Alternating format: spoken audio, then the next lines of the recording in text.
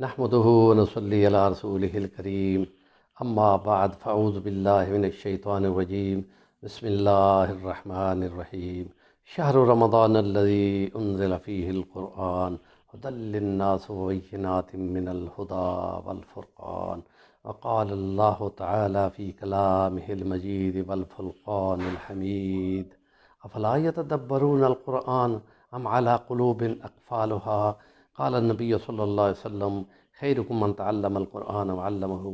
صدق اللہ العظیم۔ قرآن مجید کی یہ خصوصیت کہ یہ رمضان مبارک میں اترا، اس رمضان مبارک میں بندے نے نیکی کمانی ہے تو کئی گنے اس کے اجر بڑھ جاتے ہیں۔ اس لیے ہم یہ کہتے ہیں کہ قرآن مجید کو سمجھ کر پڑھنا بہت زیادہ ثواب کا باعث ہے، اور یوں روایت بھی ہے کہ اس کی ایک آیت کو سمجھ کر پڑھنا 1000 رکعت نفلوں سے زیادہ بہتر بن جاتا ہے۔ اور اس کے لیے ہم ایک واقعے کو بطور مثال پیش کرنا پسند کریں گے اپنے قارئین کرام کو، کہ امام شافعی رحمۃ اللہ علیہ امام مالک کے شاگرد ہیں، اور امام مالک کو جب انہوں نے اطلاع دی کہ میں آپ کے پاس مہمان بننے آ رہا ہوں، تو وہ جب پہنچے تو انہوں نے اپنی بیٹیوں کو کہا کہ میرا ایک بہت لائق شاگرد تشریف لا رہا ہے تو اس کے لیے اہتمام کرو۔ تو انہوں نے کھانے پینے کا انتظام کیا اور ان کے لیے وضو وغیرہ کے لیے لوٹے پانی بھر کے رکھے، اور جب وہ ان کے پاس آئے تو رات انہوں نے کی، تو ان کو جو کھانا دیا گیا انہوں نے خوب سیر ہو کے کھایا، اور جو پانی کے لوٹے رکھے تھے انہوں نے صبح دیکھا تو وہ تمام لوٹے اسی طرح پانی کے بھرے ہوئے تھے۔ تو ان کو یوں لگا کہ انہوں نے تو رات کو نفل ہی نہیں پڑھے، جو تہجد کے نفل ہوتے ہیں صوفیاء کا طریقہ ہوتا ہے، اور اس میں انہوں نے اپنے والد محترم امام مالک رحمۃ اللہ تعالیٰ علیہ کو اس کی شکایت کی۔ تو انہوں نے ان کو روک کر کہا کہ اچھا ٹھیک ہے، اب آپ جا رہے ہیں، لیکن میری بیٹیوں کے کچھ سوال ہیں کہ پانی انہوں نے رکھا تھا اور آپ نے تو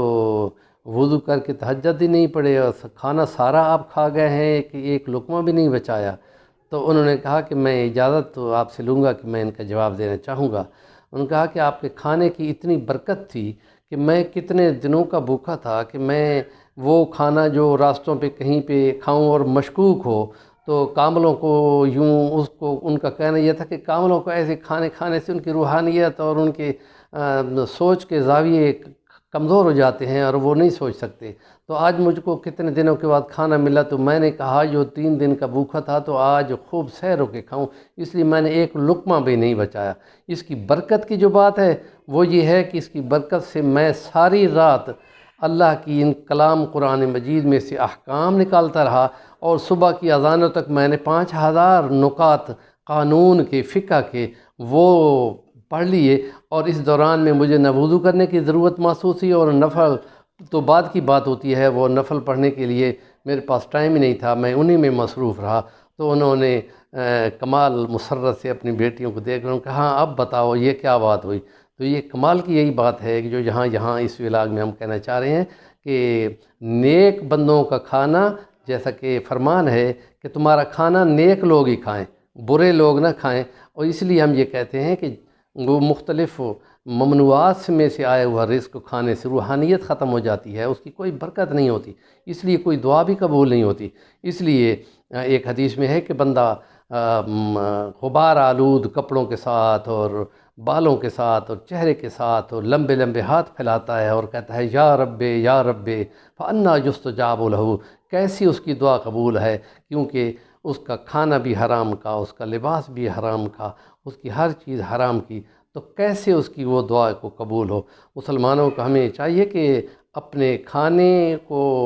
پاک اور صاف اور حلال کے ذریعے سے، بے شک تھوڑا ہو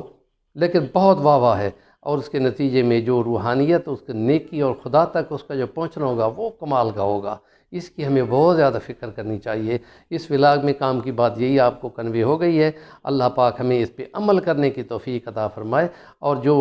ممنوع چیزیں ہیں جیسے